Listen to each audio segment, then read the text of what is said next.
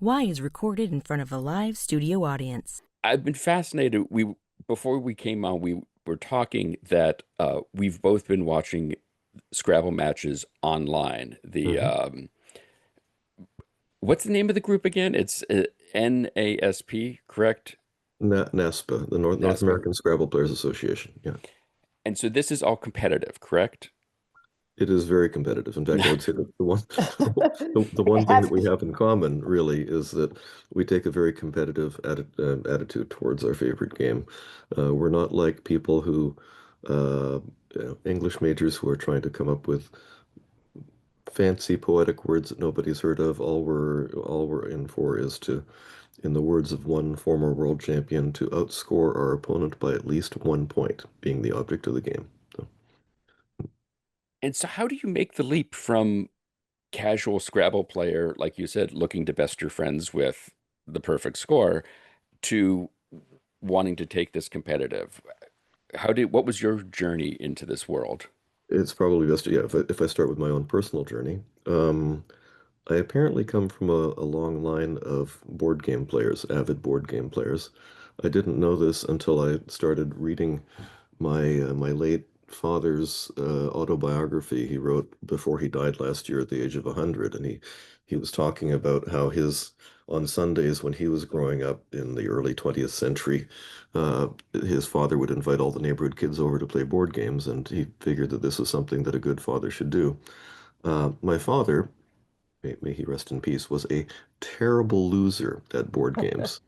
And he would, if I could ever beat him at a board game, he would refuse to play me at the game ever again. no. So, so I very quickly learned that number one, if I wanted to keep playing a game with my dad, I had to go easy on him. Number two, anytime I wanted a new board game for my collection, all I needed to do was beat my dad.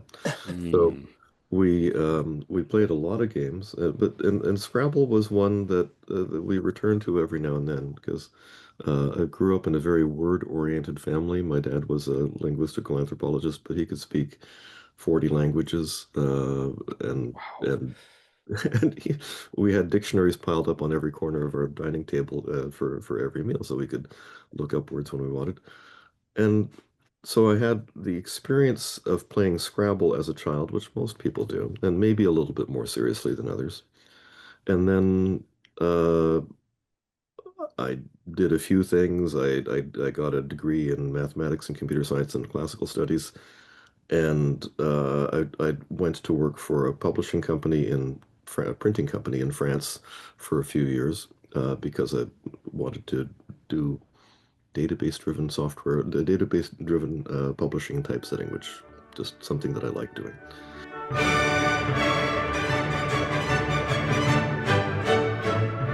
This is Why, with your hosts, Heidi Hedquist and Luke Poling.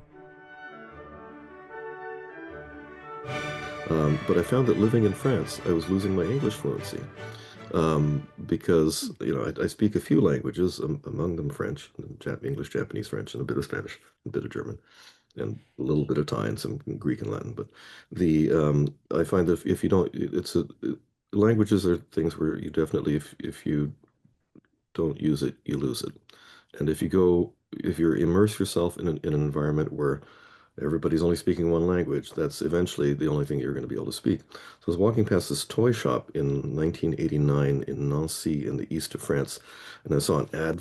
I saw in the display of the toy store, I saw a Game Boy Scrabble cartridge, and I thought, oh, that would be fun. I don't have anybody to play board games with, and it'd be fun to play with a computer. So I started playing that, and I thought, wow, this is very different from playing with my dad because it was using the official Scrabble Players Dictionary rather than a random collection of dictionaries from around the house. It had two-letter words that I'd never thought of using in Scrabble, like all of the letters of the Greek alphabet. QI was not a word back then, but XI was, and XU Mhm. the Vietnamese currency unit was. Um, and so I enjoyed that for a while, and then eventually I moved back, and I still played it on my Game Boy every now and then. I set it aside. I went back to work on my math. And then one day I was feeling really burnt out with everything else that I was doing in my life. and I was just looking online, and this is 1993, and there was actually an online back in 1993 to persuade my kids that this actually there was a time before the internet, but this was a time when you actually could be on the internet. And there was a place where you could play Scrabble online. It was called Lambda Moo, and it was the very first place where people could play Scrabble without actually being where people could play Scrabble interactively without being in the same room. You could always play postal Scrabble, but where's the fun in that?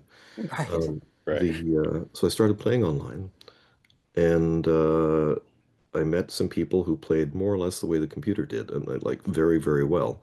And I played them for a month or so, and then one of them said, you're not that bad a player. If you don't mind my asking, where are you from?" And I said, "I'm from Toronto." And they said, "Sorry, for your listeners, I'm from Toronto." The For my place fellow north of here. Yeah. Torontonians, I'm from Toronto. So I said, "I'm from Toronto." I spelled it out carefully. And he said, "Oh, well, that's where the oldest and largest Scrabble club in the world is. You should go and say hi and see how you compete in real life."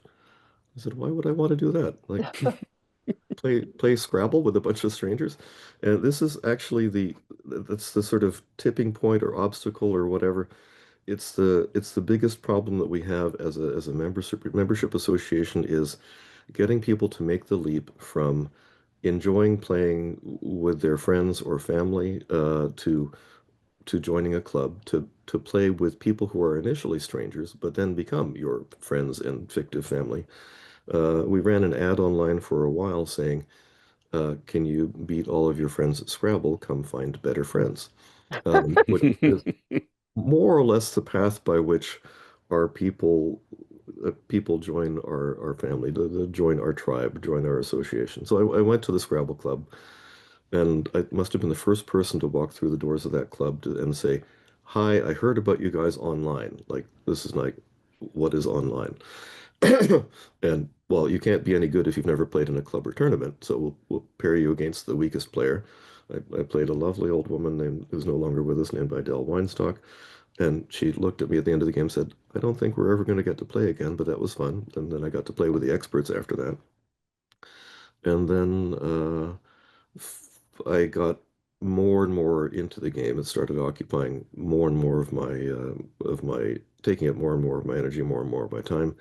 Uh, a lot of people are fortunate enough, as I was, to have a moment in their life when they find when they find their people, right? Like people, you might feel like an outsider for a certain period of your early life, and then realize that you're only an outsider because you weren't with the right people.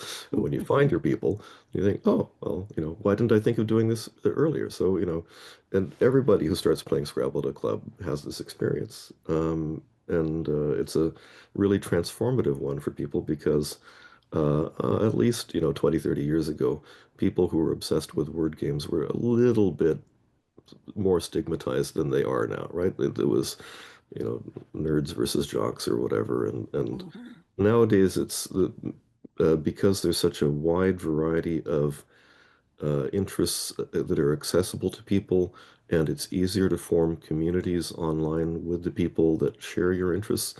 It's not as big a deal as it was back then. But um, we uh, we help provide a way for people to meet in person, to actually have in-person social interactions while doing something that they really enjoy doing. And it's a great thing to do. Now, unfortunately, after I've been playing at the Toronto Club for about 5 years, and I was I was starting to help take over running some aspects of it that the founding director didn't want to be bothered doing. Like, I ran an ELO rating system for the entire club because I thought it's unfair of he was only running one manually. He was an actuary, and he would like to do things with numbers by hand. And this guy named Mike Wise, I shouldn't mention his name. Mike used to maintain an ELO rating system. Initially, actually, I think he maintained the ELO rating system for the entire country, and actually Canada and the United States.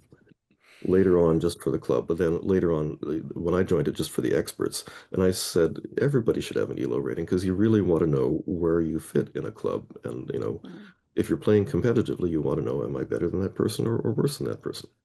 And actually, as an aside, what I like about Scrabble players is while they want to know where they rank, they're kept humble by the fact that there's an element of luck to the game. And so no Mm. matter how good you are at the game, if you don't draw any vowels or you don't draw any consonants, your opponent is going to beat you. And it's not like chess, where the stronger player, if there's enough of a skill gap, the stronger player is always going to win. And you have Mhm. to really mess with the rules by like shrinking down the time, the timing or whatever to make things more balanced.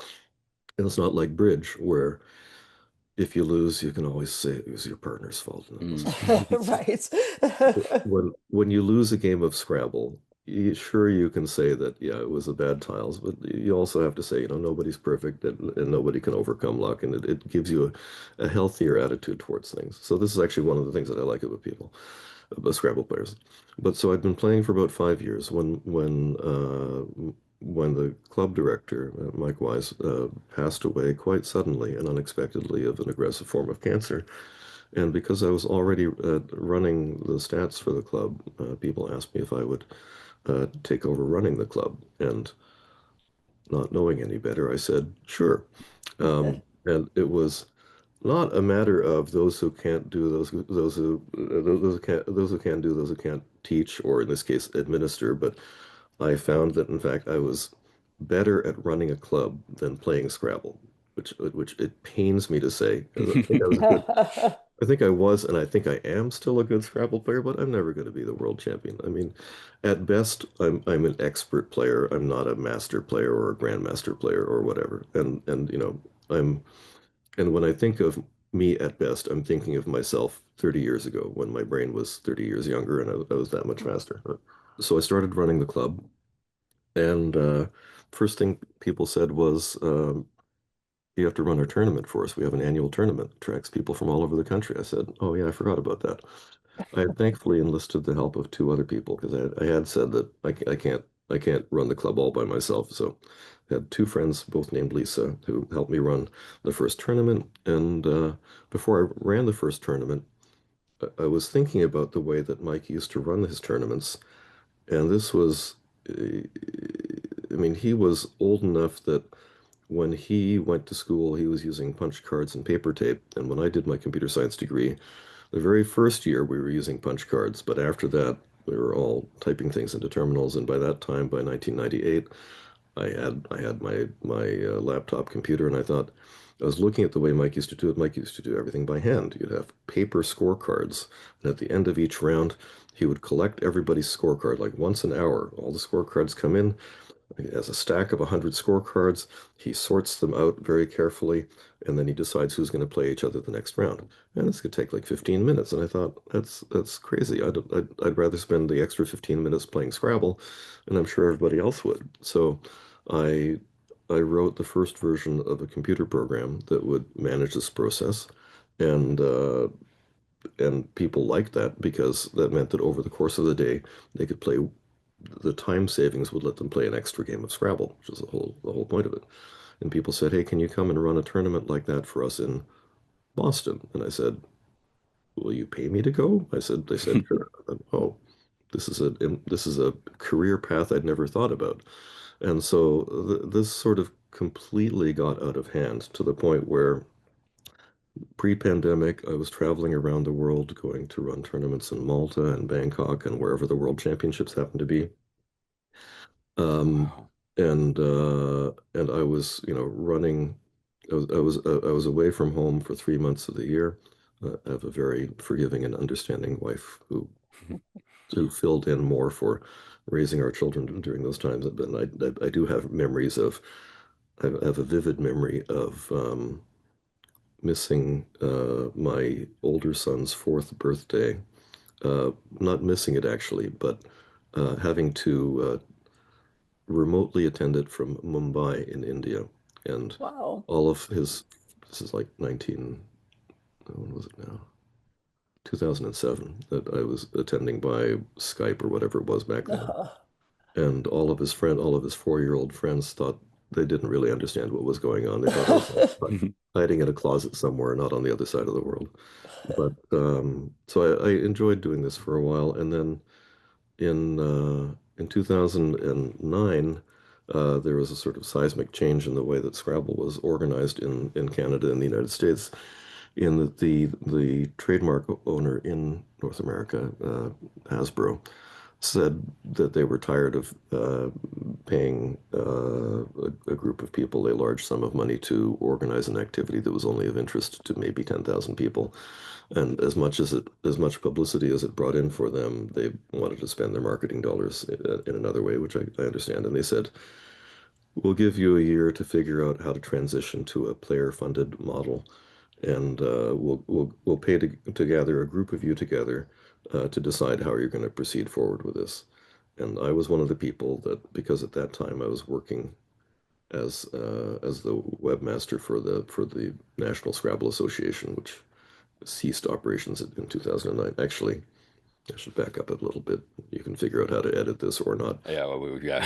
Um, in in 1997, um, there was a World Scrabble Championship in Washington, and I approached the National Scrabble Association and said, look, I've been doing this stuff with computers and tournaments, and I've been building these things called websites that let people remotely see how people are doing, and I can post photos and maybe even short videos depending on bandwidth. Would you like me to do this for the World Scrabble Championship? It would be a first ever thing.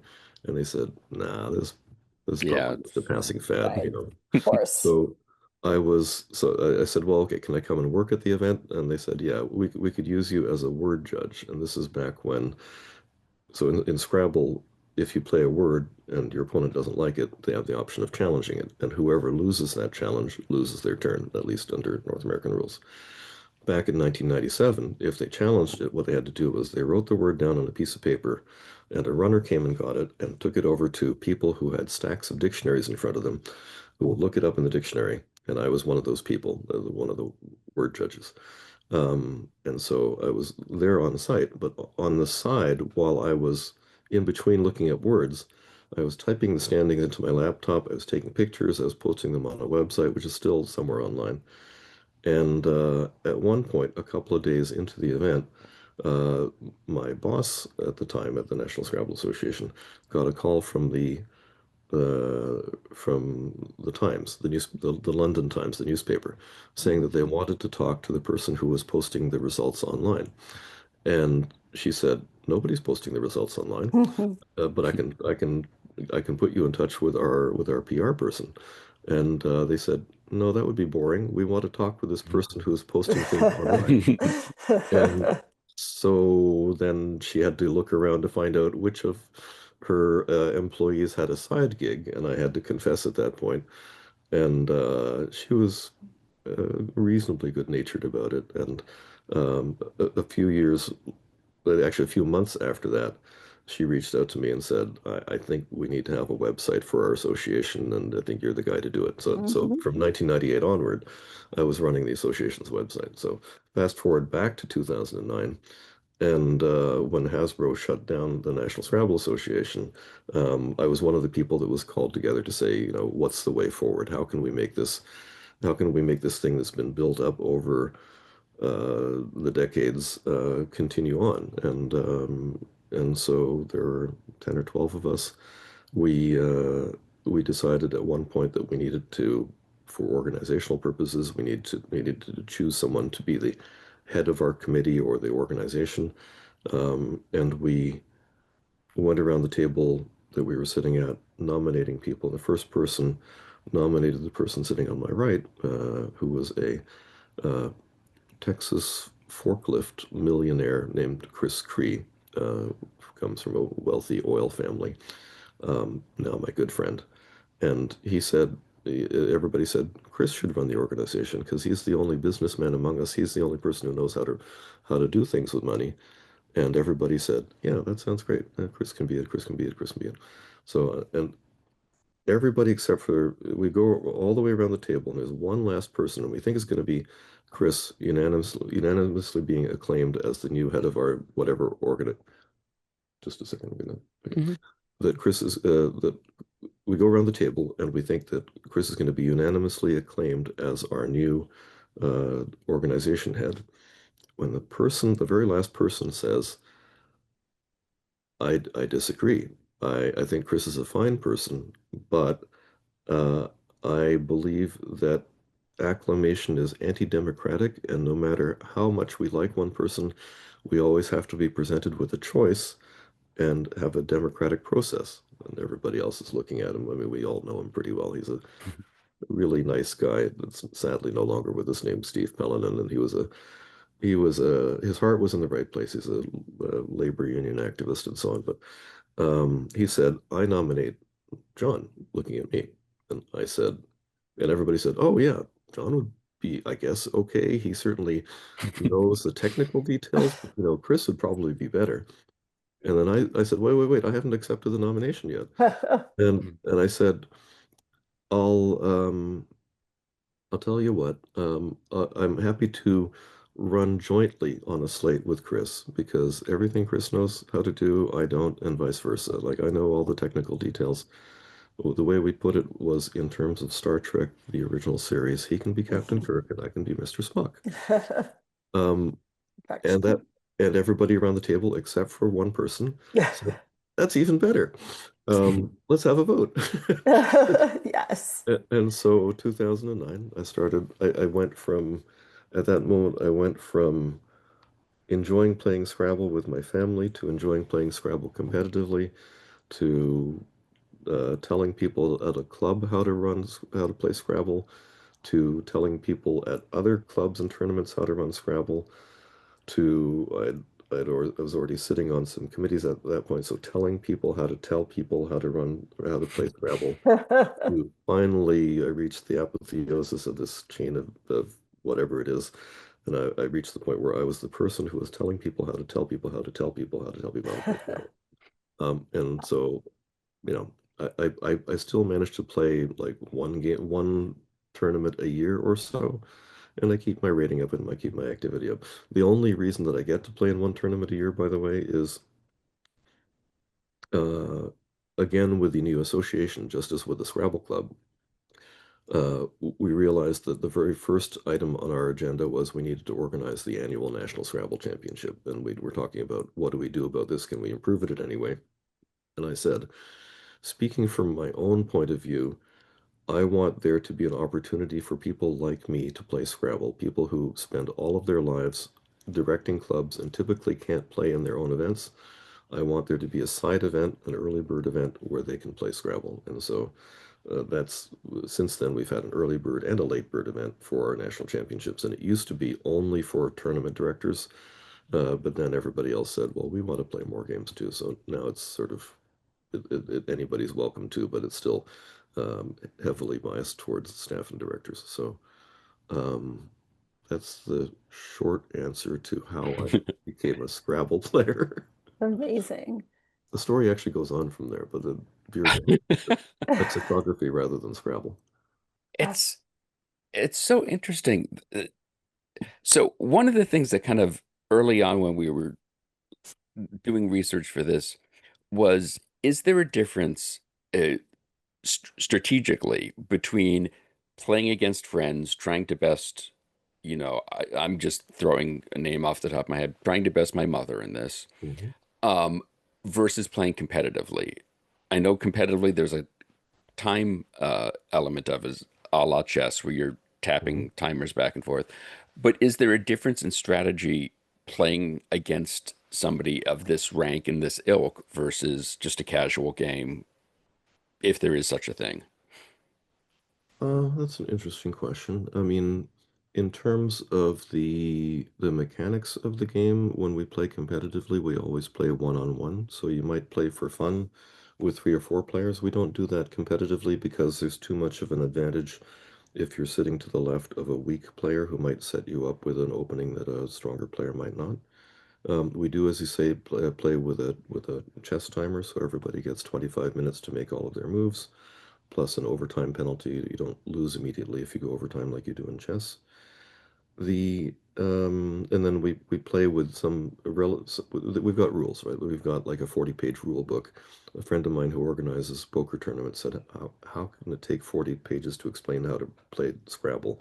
He starts flipping through it and he starts laughing and saying, you let the players draw their own tiles out of the tile bag? I mean, can you Hmm. imagine what professional poker would be like if Yeah. players weren't allowed access to the Oh, bag? yeah, it's true. Everybody would be drawing the best cards ever, all the time. But so there are rules about, how you do things. Like if you want to draw tiles out of the tile bag in order to make sure that you're not cheating, there are rules that say, so you got a bag full of tiles like this. You have to lift it up so that the opening of the tile bag is is at or above your eye level, so you can't peek in. You then have to look away from the tile bag just to make sure you're not looking in. You have to make sure that the opening of the tile bag is visible to your opponent. It's sort of like Gosh. explaining how to do a legal serve in ping pong or something, table tennis. Mhm. So you have to hold it so that you are not looking at it, but your opponent can see it. That's to prevent you from dropping unwanted tiles back into the bag, like if you're holding it behind your head. You have to then show your hand is empty before putting it into the tile bag. Then you reach in and then you draw out the tiles The and so on. magic trick. So yeah. Wow. So I know people who play competitively on a regular basis will do so even if they're playing for fun against their mom or whatever. But you don't see people doing that. I mean, a lot of people when they're playing for fun just I know when I was growing up, but we just put the tiles face down in the box lid. And the reason you Hmm. don't do that is, you can, no matter how much you shuffle, you might be able to keep an eye on where the tile was that you put back, and you might be able to get it back. If you're playing with the old style wooden tiles, you Mhm. get to memorize the grain pattern on the back of the tile, so you know which one the blank is. We play with custom tiles that are made of plastic that are impossible to, braille. We said you can't feel what they are, and things like that. In terms of the strategy, though, um, Well, I mean, what I mean is, or what occurred to me was watching some of these tournaments online and hearing the kind of people calling the game, if you will, the analysts saying, well, they've got yeah, this option, they've got this option, but if they do this, you got, I mean, there's a whole nother level of me being like, I don't want to give them a word where ing is going to end on one of the triple word mhm. spots. That's about it. But they are kind of going above and beyond. Is it because they have? I'm just fascinated. Is it because they have access to see both players' tiles, or is it just simply when you are playing and when you're approaching the game, there's another level of if I set them up here, there's too many chances, there's too many words they can make off of this if I put this here, and it just And to So yeah, that, yeah. oh, go Go ahead. ahead. Well, one of the pieces of advice that I give people when they're trying to improve their games early on is don't get too fixated on how many points you're scoring on your current turn. You always have to think at least to the end of your next turn. So you have to think, how many points am I going to score? On average, how many points is my opponent's reply going to be based on if I've left him an opening, on average, how many points is that going to be able to give him? And then based on the tiles that I'm keeping on my rack, what we call our rack leave, how does that affect the score of my turn following that? So for instance, an S tile for an expert player kept on the rack is worth probably 8 or 9 points. So you don't play 8 or 9 points on average to the value of the next play. So you only play the S on your current play if it's going to give you 8 or 9 more points than the next best play, not including an S. And, a blank might be worth 25 to 30. On the other hand, if you're not a very good player, then the blank is not going to be worth 25 to 30 points for you. It's going to be worth like 5 points or maybe even nothing. So you might as well play that faster. So and a large part of and what so when you're playing in a high level competitive event, players will probably be thinking further ahead than just to that next move of their own, maybe a couple of moves forward. When the bag is empty, there are no more tiles left to draw. Then at that point, players will have kept track of all of the tiles that have been played, and they will know exactly which tiles each player has. So at that point, it becomes very, very chess-like. They'll be thinking, okay, if I do this, he does that, I do that, he does that, the game over, the game ends, and I win by 1 point or whatever. And in the most strategically challenging part of the game is when there's maybe fewer than 7 or 10 tiles left in the bag, at which point you have to start analyzing in terms of, okay, if the blank is still in the bag, then the game will probably play out in this way or that way, and if the blank is not there, or if the cue is there or the cue is not there, and so on. So those sorts of calculations are common. In addition to that, the game is small enough that the players all know each other's playing styles, and to some extent, they know the other player's abilities. Like I had a player ask me once, "What order should I study the words in if I want to become a world champion?" And I told her, "If you want to become a world champion, it doesn't matter what order you learn them in. Whatever order works for you in your head is fine, because you're going to have to learn all, couple 100,000 words." Um, but most players don't know all the words in the dictionary. They know the words that are useful, the ones that come up the most often, the ones that score the most points. But knowing where the gaps are, or being able to guess where the gaps are in your opponent's word knowledge, can be really important, because if you're behind in the game and you need to catch up, you may need to play a word that you are sure is not good, or maybe you're not sure it's not good, but you're just not sure it's good. You may need to try playing a phony, and the whether or not it's worth your doing that depends on how sure you are of your own vocabulary and how much you know about your opponent's vocabulary. So it's worth doing research or just have experience playing people. So yeah, it's a mind game in many ways. Well, So that's one Heidi, of the things that's I why you found, always play with longshoremen. of course. That's okay, makes Yes, one of sense. the Yeah. many reasons why I just like them. But that to that point, that was one of the things I found so fascinating watching the videos, which one, just watching them is hypnotic, because just watching the words pop up is just crazy. I couldn't even keep up with the words as they were going up, but they know, the announcer would say like, "Oh, yep, that's one of his playing one of his favorites. Always Yeah. could always count on that one. Oh, he held off on that one for a while, and now, oh, not playing what he usually would play.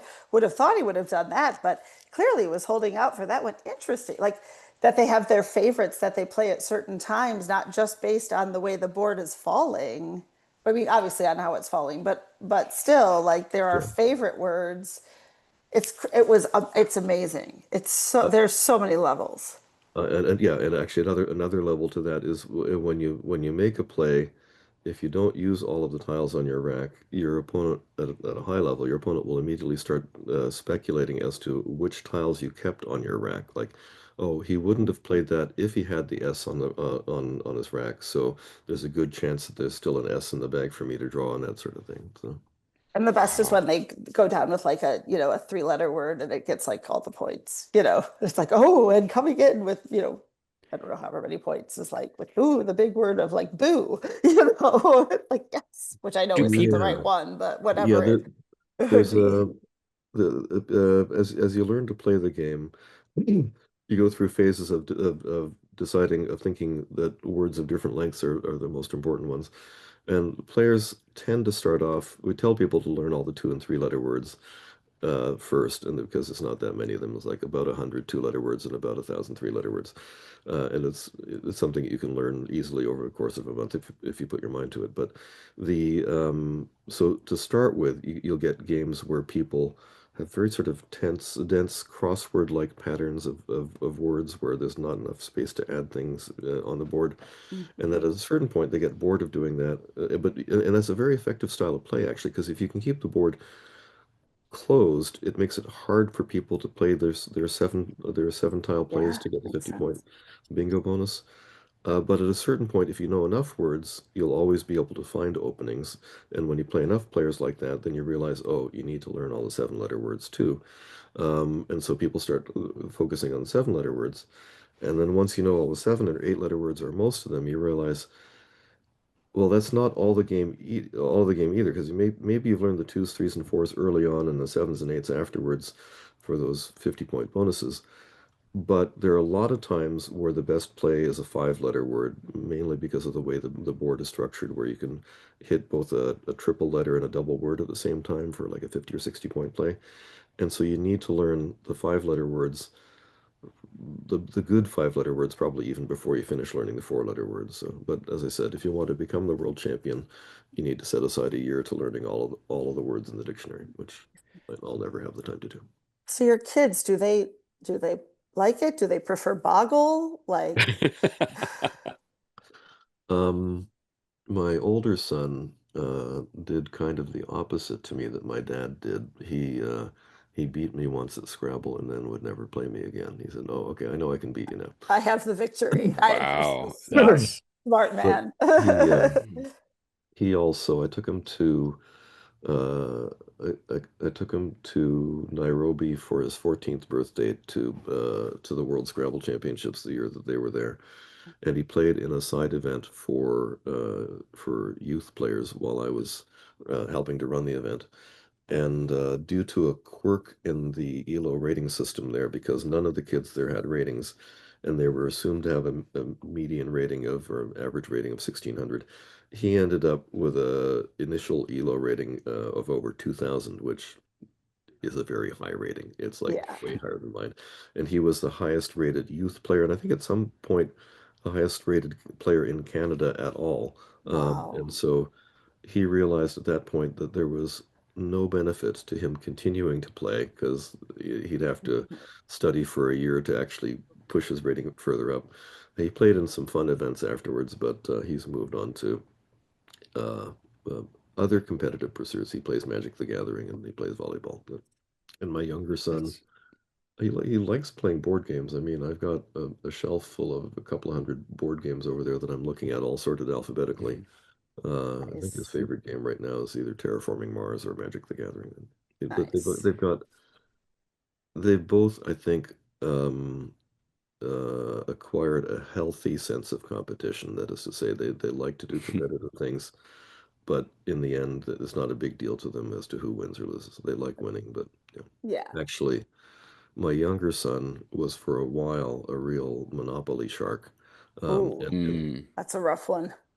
well, he helped train a Canadian representative to the World Monopoly Championships when he was Wow. 8 years old, and he was having no trouble beating the guy because he just That's partly it was because he amazing. was 8 years old and a cute little kid, and he would suggest all sorts of deals. I'll give you that if you do give me that. And Like, okay, could never sure. suspect how Machiavellian his thought Right. process was. Love that so much.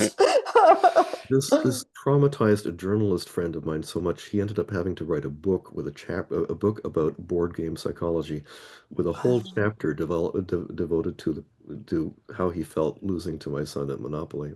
Amazing. So That's I think wow. I've Amazing. passed along the board game interest to my kids. Okay. I love it. Clearly. I love it. That's great.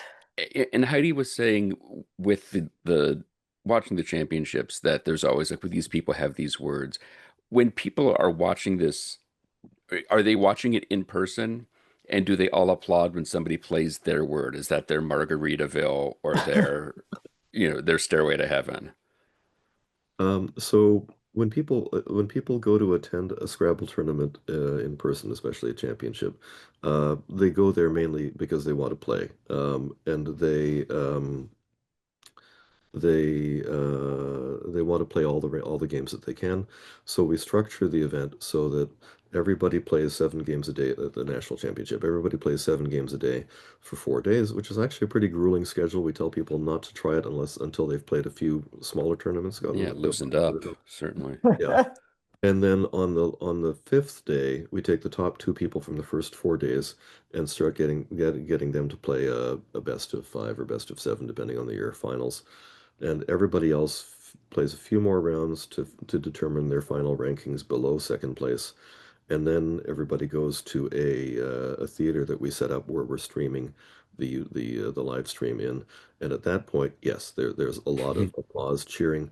We'll have an in-person commentator on stage as well as the online one, who will be doing more sort of interactive things with the audience, asking them to call out what they think the best play is. And one of the things that we learned very quickly is you need a lot of sound isolation from that room to the playing room. So there's got to be at least one empty room with good quality walls between the two. We get people asking if they can come and just spectate, just watch a tournament. Uh, and we tell them, no, you should stay at home, just watch the YouTube channel because you won't, if you come in person, you won't get the commentary experience, and it'll be, just watching people play at a distance without knowing what they're doing.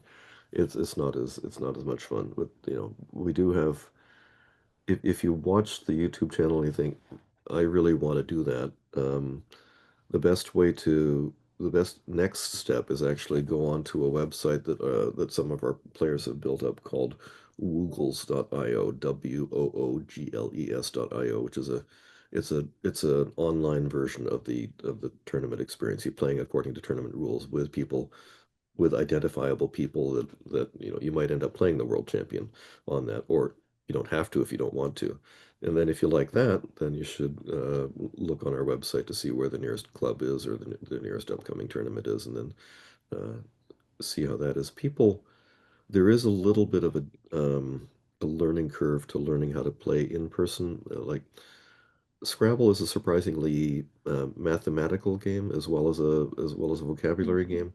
Like in order to make the right choices, you need to be fast at mental arithmetic because you want to know, is this 5 points better than that or 3 points worse than that or whatever. And we do expect players when they're playing in person to keep score for themselves, which can be a big deal for people that have been used to having the computer keep score for them, or who've only ever played Scrabble online or on a computer, and they don't realize that, figuring out the score of a word that involves a couple of bonus squares and you've made four parallel crosswords, it can take a little bit of time. And then also the computers typically keep track of which tiles have been played.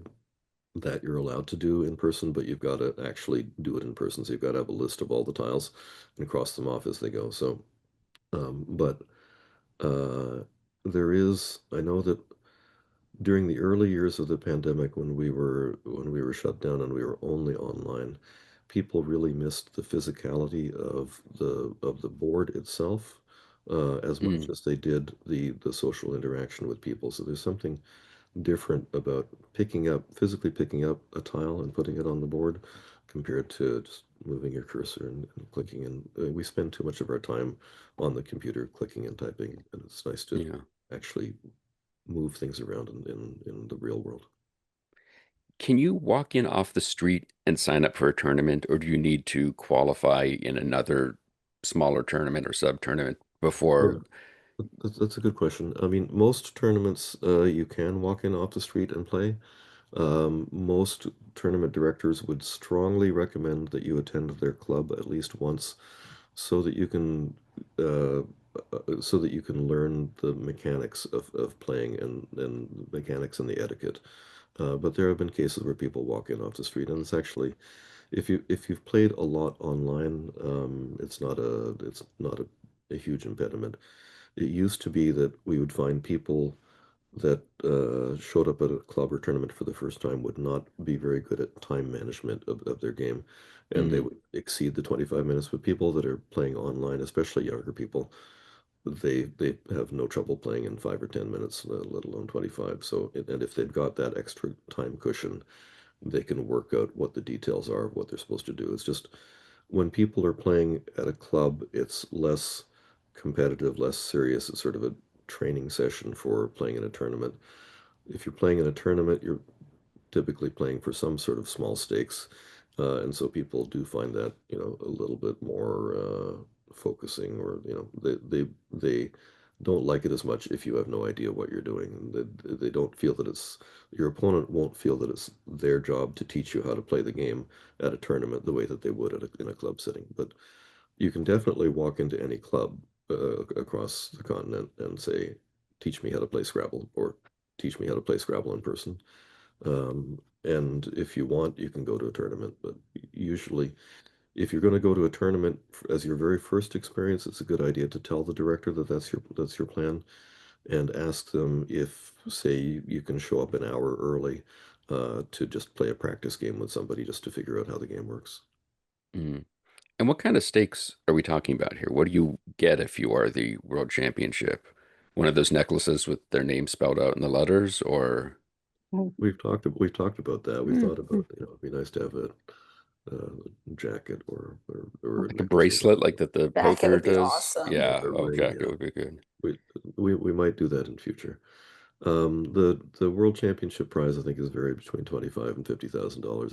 $50,000. I'll just take that. I'll buy my own Yeah. jacket. National National championship every year pays out $10,000 to the winner and another $40,000 to the rest of the players. It's amazing. The world championship is played in one big group. The national championship is divided up into at least four different divisions according to skill levels. So if you're not a great player, but you do have a tournament record, you might be competing in a smaller group of people for a couple of $1,000s. It's enough that you can, you can break even or in a good year, show a small profit on what you're doing. And if you're really lucky or you're really good, there's at least one player in the world who can make a very minimal living, consistently come out ahead.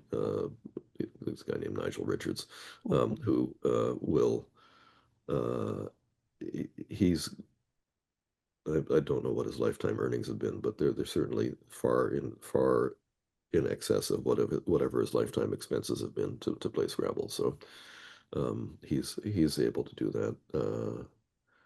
If you're playing in a if you're playing in a smaller regional tournament or like a one-day tournament or a weekend tournament, you might be looking at spending $50 to $100 with the expectation of winning a few $100s to several $100s. I mean, And that's actually, great. yeah. And can we talk about Nigel for a little bit? He's sort of the Jordan of the Scrabble world. Yes, yeah. He's not only won every English championship ever, and some of them several times, including the World Championship and the King's Cup in Bangkok and our national championship and so on. Actually, he's never won the Canadian national championship, but that's because he's not Canadian and we don't let him play. Yeah, how you like that, Nigel? Yeah, but he's also won the French World Championship and the Spanish World Championship just because he got bored playing in English. He decided he would memorize two more dictionaries As one without does. without learning how to speak the languages, right? So he knows how to spell every French word and But how to not spell every speak it. Spanish word. To be fair, there are players from Thailand who have won the English World Championship without learning how to speak English. So it's not Amazing. like it's impossible to do. It's just there's No, something but about yeah, impressive. yeah. Wow. Wow. Nigel's strength, aside from the fact that he's a scary good player, You don't say. um, he does better actually when he's traveling overseas than when he's in his home territory of Southeast Asia because people are terrified to play him everywhere else. Whereas if if you get to know his play style, it's there are ways of countering what he does and ways of understanding, figuring out when he's going to try and get that phony past you if he's desperate or whatever. And he doesn't. It's not like he wins every tournament. He cashes in every tournament that he plays in, but he doesn't necessarily always win. Nigel's also a really good example of the he's a good example of the importance of physical cross training if you want to be a good Scrabble player. He's an avid cyclist. He often takes a bicycle around with him wherever he goes, because it's because Scrabble is a bit of an endurance sport. Especially if you're playing more than 7 games a day, like there's some tournaments where you'll be playing as many as 10 games a day. Um, And if you think about 10 hours of intensive mental effort, like what for most people, it's like if you can think back to whatever the most difficult college or university examination that you took, mhm. and think about how hard your brain was running at that point, and then think about doing that for 10 hours a day for 5 days straight. You need to do things to stay in physical shape to make sure that your brain actually can function for that period. Yeah. So a lot of Scrabble players will cross train in endurance sports, either running or cycling, just to Hmm. keep their heart rate low and their metabolism where it needs to be. All What's connected. Nigel's what's Nigel's like keyword that he always plays? Is it like wingding or something? I wish. I don't think he's got. He knows all the words. I don't think he's got a favorite among them. I mean, Nigel. You can tell that Nigel. I mean, he says he doesn't know all the words, but I think that's just he's a bit of strategic misdirection. Mhm. But there are words that are notoriously hard to find. Like you've got 7 letters on your rack, so most people, even top expert players, most people will study the words up to 8 letters because you could take your 7 letters, play them with a letter on the board to make an 8-letter word. Most people only go that far and maybe study the higher probability 9-letter words, but Nigel will not miss any playable word. So if there happen to be 8 letters arranged on the board just correctly so that he can interleave his 7 tiles among them, he'll see it. He'll play it right away. He just, you know, and Amazing. that will be his favorite word for that game. That's fair. That's Wow. it's just such an amazing world. And is the sport growing? Did you see a big jump after COVID? It would seem like this is sort of the thing that might. I would say a rebound after COVID. I mean, we didn't go through as much of a thing as chess did. The thing about board games is uh, it's that initial difficulty with getting people to transition from playing with their friends to playing competitively or playing in outside of their immediate friend or family group. And usually the thing that boosts growth in any sort of board game is if there's some sort of mass media event that popularizes the game. So in the case of chess, there was a popular TV series that Mhm. featured it. Mhm. In the case of Scrabble, we went through a few boosts in popularity in the early 2000s when an author named Stefan Fatsis wrote a book That's just. called Word Freak, Mhm. and that uh, he single-handedly doubled attendance at the next National Scrabble Championship we had. Like we went from having tournaments that had 400 people to people that the tournaments had 800 people, and that's all thanks to if you get a New York Times bestseller describing the book that you describing the game that you play, then people it's not that the people who play the game are going to find out about it. It's more that their friends and family are going to find out about it and say, "Hey, I read about this thing. You don't have to keep beating me at this game. Apparently you can go to a club and get beaten by other people instead." Right. And so the people that are good and focused at board games tend to be sort of inward focused, and so it's hard to reach them unless you reach their friends and family with things like that. One way that we've been expanding our operations, one unexpected way in which we've been expanding our operations is that uh, we edit and publish our own word list, which is like an expanded version of the so-called official Scrabble Players Dictionary. It's called the NASPA word list. And that's the word list that's used in all of our competitions, but it's also used in pretty much every online word game in North America because we've licensed rights to use the word list to software developers. So there's not an insignificant number of people that come to our association now because they were playing their favorite word game. They thought, "What's that weird word that just showed up in this game?" And they'll look through it and they say, "Oh, that came from the NASPA word list. What's NASPA? Oh, North American Scrabble Association. Oh, hey, there's clubs and tournaments. Maybe I should." So there's that, and we also get some licensing revenue in from that, which is something that I never expected would happen, but it's a big part of what we do.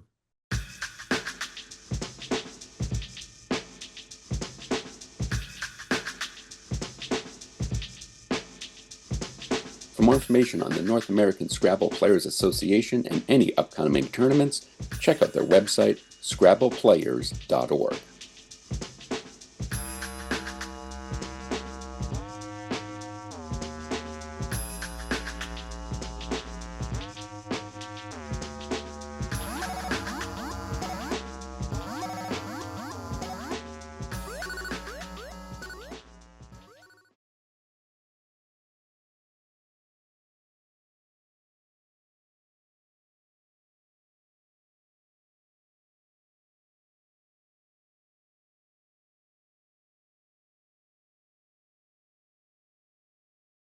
Nigel, is that you?